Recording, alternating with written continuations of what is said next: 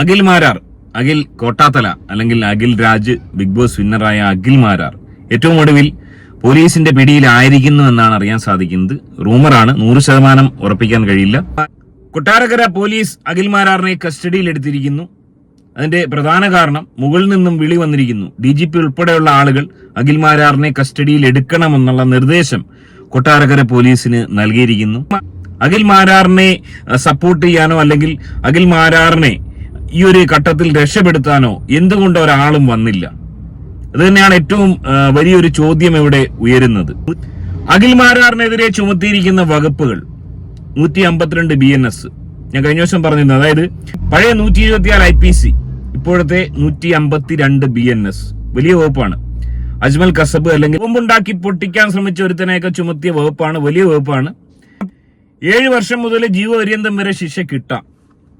കുറച്ചുകൂടെ വ്യക്തമായ ആ വകുപ്പുകളുടെ ഡീറ്റെയിൽസ്, അതായത് ഇവനെതിരെ ചുമത്തിയിരിക്കുന്ന ഈ വകുപ്പിന്റെ ആ ഒരു വ്യാപ്തി, അത് ഞാൻ വ്യക്തമായി നിങ്ങളോടൊന്ന് പറയാം. നിങ്ങളത് മനസ്സിലാക്കണം. എന്തുകൊണ്ട് ആ വകുപ്പ് ചുമത്തി? Endangering sovereignty, unity and integrity of India over purposefully or knowingly by words either spoken or written, or by signs, or by visible representation, or by electronic communication, or by use of financial mean, or otherwise exceeds or attempts. അതിന്റെ വിശദാംശങ്ങളിലേക്ക് പോകുന്ന കുറച്ച് കാര്യങ്ങളുണ്ട്.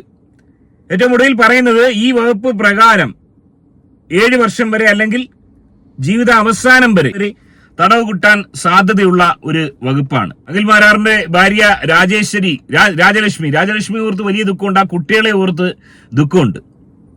എന്നാൽ ഇതുപോലുള്ള അപരാധികൾ എന്തും പറയാം. Big ബോസിൽ പോയി കളിക്കുന്ന പോലെ അല്ലെങ്കിൽ നാട്ടിൽ സോഷ്യൽ മീഡിയയിൽ അങ്ങോട്ടും ഇങ്ങോട്ടും വഴക്കൂടുന്ന പോലെ ഞാനും ചെയ്യുന്ന കാര്യങ്ങളാണ്. അതുപോലെ എന്ത് തോന്നിയാസവും എന്ത് എംബോക്കിത്തരവും സ്വന്തം രാജ്യത്തിനെതിരെ, മിലിറ്ററിക്കെതിരെ പറയാമെന്ന് ഇനി ഒരു അപരാധി മോനും ധരിക്കരുത്. ഒരുത്തന്റെ നാവ് പൊങ്ങരുത്. ഇപ്പോൾ ഒരുപാട് പേര് അടങ്ങിയിട്ടുണ്ട്. ഇവിടെ അഖിൽ മാരാർ മാത്രമല്ല, അഖിൽ മാരാറിനെ അറിയപ്പെടുന്നത് കൊണ്ട് ഇത് ഈ രീതിയിൽ ചർച്ചയായി. അതല്ലാത്ത സോഷ്യൽ മീഡിയയിൽ നിന്ന് കുരയ്ക്കുന്ന നപുംസകങ്ങളുണ്ട്. ഞാൻ നേരത്തെ പറഞ്ഞ ഒരു മൊട്ടത്തലയൻ, അറേബ്യൻ എന്ന് പറയുന്ന ഒരു മൊട്ടത്തലയൻ നമ്മുടെ നാട്ടിലല്ല, വേറെ എവിടെ വരുന്നതാണ് കുരയ്ക്കുന്നത്. അവന്റെ അടുത്തൊന്നും പോയി ആരും കമന്റ് അടിക്കില്ല. നിങ്ങൾ ഒരു ജാതി മത്സരം അവന്റെ ഒന്നും അടുത്ത് പോയി കമന്റ് അടിക്കാൻ പാടില്ല. കമന്റ് അടിച്ച നിങ്ങൾ പെടും, മനസ്സിലാക്കുക. അവന് വേറെ എവിടെ വരുന്ന കുരയ്ക്കുവാണ് തന്തയില്ലാത്തവൻ. നിങ്ങളാണ് പെടാൻ പോകുന്നത്. അപ്പൊ തീർച്ചയായും മനസ്സിലാക്കേണ്ടത് ഇതൊരു വലിയ പാഠമാണ്. അതായത് അഖിൽ മാരാർ വളരെ വ്യക്തമായി നമുക്കറിയാം. അഖിൽ മാരാർ ഒരു അവസരവാദിയാണ്.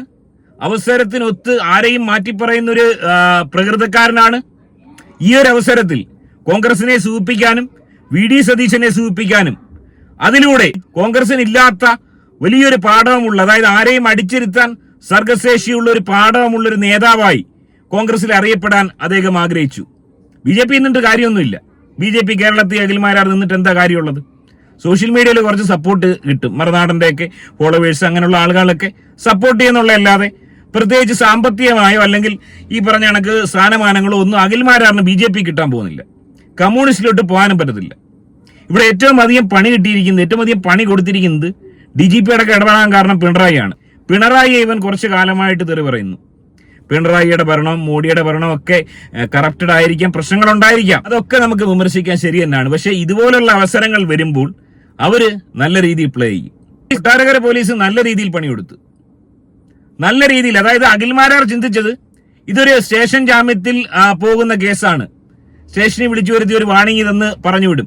അല്ലെങ്കിൽ അവിടെ പോയി ഈ പറഞ്ഞ കണക്ക് അഖിൽ മാരാറിന്റെ സ്ഥിരം ഡയലോഗുകൾ, ഇന്നലകളിൽ ഞാൻ അങ്ങനെയായിരുന്നു ഇങ്ങനെയായിരുന്നു എന്നൊക്കെ പറഞ്ഞ ഡയലോഗുകൾ അടിക്കുമ്പോഴത്തേന് പോലീസ് അതിൽ വീണിട്ട് മോനെ നീ പൊയ്ക്കോ എന്ന് പറയും. ബിഗ് ബോസ് താരവും കൂടാണ്.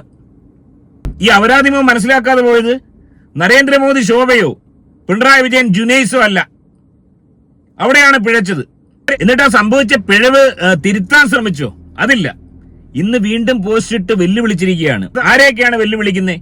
രാജ്യത്തിന്റെ പരമോന്നത അധികാരം കൈയാളുന്ന ആളുകളെ ഒരാവശ്യവുമില്ലാതെ തെറ്റ് അഖിൽ മാരാറാണ് ചെയ്തത്, എന്നിട്ട് പോലും വെല്ലുവിളി അവർക്കാണ്. ഏതൊരു മന്ത്രിയും പ്രധാനമന്ത്രിയും വരെ വെല്ലുവിളിക്കാം, കുഴപ്പമൊന്നുമില്ല. ഇതൊക്കെ നമ്മുടെ സ്വാതന്ത്ര്യമാണ്. എല്ലാ ടൈമിലും കിട്ടുന്ന പോലെ കയ്യടി ഇത്തവണയും കിട്ടുമെന്ന് അഖിൽ മാരാർ ധരിച്ചു. അഖിൽ മാരാറിന്റെ സ്ക്രിപ്റ്റില്, അഖിൽ മാരാർ പൊതുവെ എല്ലാം സ്ക്രിപ്റ്റ് എഴുതി അതേ രീതിയിൽ പ്ലാൻ ചെയ്യുന്ന, ബിഗ് ബോസ് ഗെയിം അടക്കം അതേ രീതിയിൽ പ്ലാൻ ചെയ്ത ഒരു വ്യക്തിയാണെന്ന് എനിക്ക് തോന്നിയിട്ടുണ്ട്. പെട്ടെന്ന് ഒരാൾക്ക് പിടിക്കാൻ പറ്റത്തില്ല, അത്രയധികം ബ്രില്യന്റ് ആണ്, വളരെ കണ്ണിങ് ആണ് അഖിൽ മാരാർ.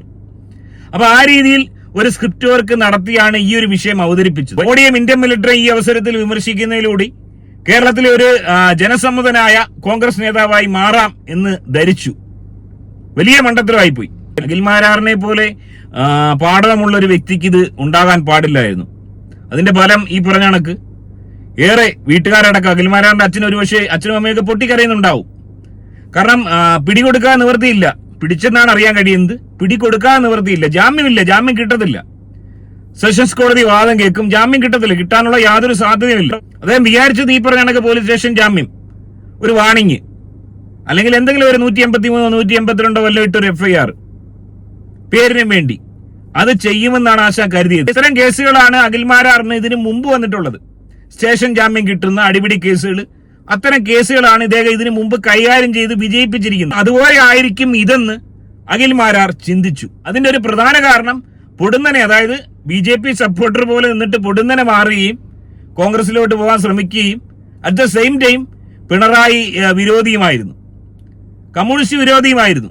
അപ്പൊ ഇത് അവർക്ക് കിട്ടിയ വലിയൊരു അവസരമായി അവരിത് കണ്ട്. പുറത്തിറങ്ങണോ, ഇലക്ഷന് മത്സരിക്കണോ വേണ്ടതെന്ന് കൊട്ടാരക്കര പോലീസ്, അതിന്റെ പിന്നിൽ ആരൊക്കെ കളിച്ചു എന്ന് എനിക്കറിയില്ല. അത് കളിയായിട്ട് വ്യാഖ്യാനിക്കാൻ പറ്റില്ല, അത് അനിവാര്യമാണ്. ഈ രീതിയിൽ അവരാചരം പറയുന്ന എല്ലാവർക്കും ശിക്ഷ കൊടുക്കണം. എനിവേ അവർ നല്ല രീതിയിൽ പണിയെടുത്തിരിക്കുന്നു. അതിനെ തുടർന്ന് അദ്ദേഹത്തിന്റെ ആ ഒരു വലിയ ദിവാസ്വപ്നം തകരുന്ന മട്ടാണ്. അതുപോലെ തന്നെ ഏറ്റവും ദുഃഖിക്കുന്ന മറ്റൊരു കാര്യം, ഇദ്ദേഹത്തിന്റെ ഒരു സിനിമ വരുന്നുണ്ട്, മുള്ളൻകൊല്ലി എന്ന് പറഞ്ഞിട്ട്. സിനിമ കംപ്ലീറ്റ് ഷൂട്ടായോ ഇല്ലയോ ഒന്നും അറിയില്ല. എനിവേ ആ ഒരു സിനിമ ഇതോടുകൂടി മുടങ്ങിയിരിക്കുന്നു. ആ ഒരു പ്രൊഡ്യൂസർ പ്രസീദ് കൃഷ്ണ എന്നോ മറ്റോ ആണ് പേര്.